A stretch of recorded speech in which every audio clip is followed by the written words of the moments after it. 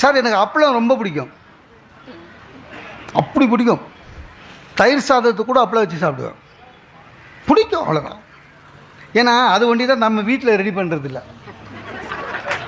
வெளியிலேருந்து வாங்கி வர்றது, பொரிக்கிறது மட்டும்தான். அதையே ஏடா கூடமாக பொரிச்சு எடுத்துன்னு வருவாங்க, அது வேறு விஷயம். சார் அப்பளம், நான் அப்பளம் எப்படி சாப்பிடுவேன் தெரியுமா? என் வீட்டில் என் வீடு தானே, எப்படி சாப்பிடுவேன்னா அதை வந்து இப்போ சாப்பாட்டு தட்டுலேயோ இலையிலையோ பதார்த்தம் வைக்கிற தட்டுலையோ வைக்க மாட்டேன். ஏன்னா வச்சு 2 நிமிஷத்தில் கச்சி போயிடும். அதனால் டைனிங் டேபிள் மேலேயே வச்சிடுவேன்.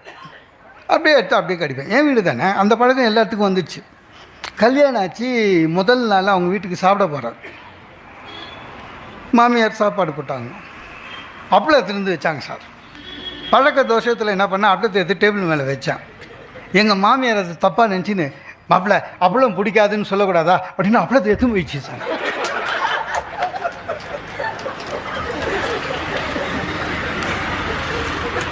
இந்த வடிவேலு ஒரு படத்தில் வடை போச்சேன்னு அந்த மாதிரி அப்பளம் போச்சே அப்படி.